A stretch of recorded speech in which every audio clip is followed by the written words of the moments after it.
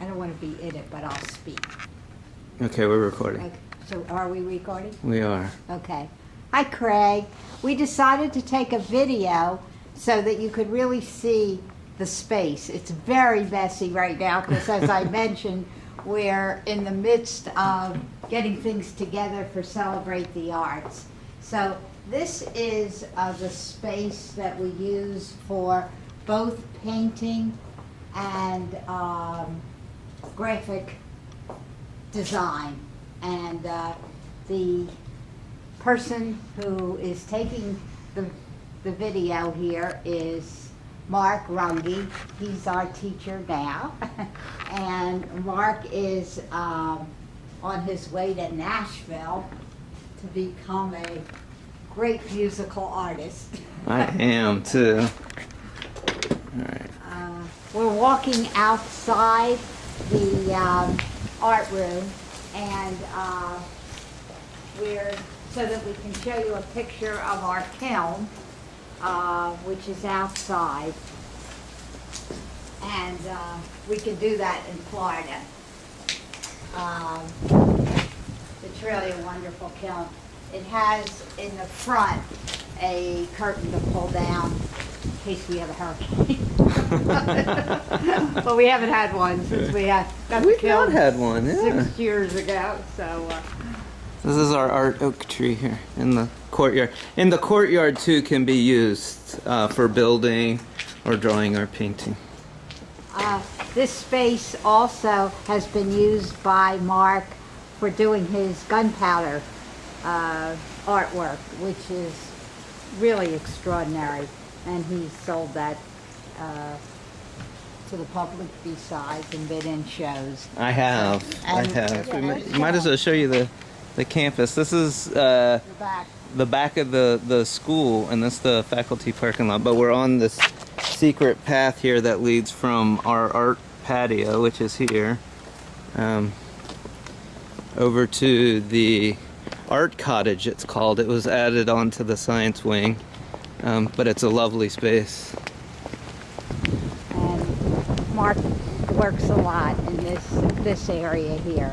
It also is the space I mentioned that has the dark room for photography. Not the best having the photography with the clay. No, certainly but, not. We make it work. Can we get that in there? Definitely. Yes. Mrs. Gaglio, our other art teacher, is off to the Dolly Museum today. And so we're just coming into this space, and she has one of her classes in here with a substitute teacher. But wanted to show you the space. Mark, you want to tell them? Sure. These are pieces. We're getting ready for our show, so we're kind of gathering all of the pieces. We have, as you can see, we have sturdy working tables. There's 6 of them. Kind of, the space is a little small, but there's a lot of storage, as you can see. And Mrs. Root is pretty supportive in anything that you need in the way of shelving or anything. In fact, this is, as you can see, another clay room. The maintenance department built our rack just this year for the glazes, so that was nice. So there's, and I actually built those and put those in there, no problem. So our drying rack, there's no drying room, we just use a drying rack.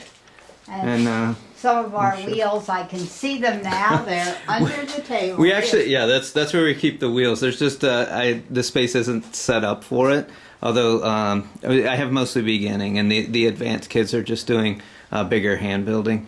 Last year we had a number, I think there were 4 girls actually in the advanced, and they were using the wheels. So we have a total of 6 wheels. There's 4 here, 1 down in the lower division, and 1 over at maintenance. And again, one of our sturdy work tables. And these were just made for us last year.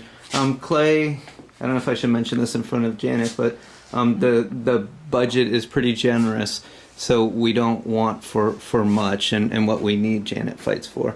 And then some kids have to work outside, so we have folding tables. That's really it for the space. As I said, it's not huge, but it certainly works. And you'll have to, we really apologize for the mess it's in right now. We are, next week is cleanup week. Next week. Right now, we are just in the midst of finishing everything up for our Celebrate the Arts, which is Monday. But I did want you to get to see as much as you could, as quickly as you could. I'm happy to send one that's cleaned up next week. Okay.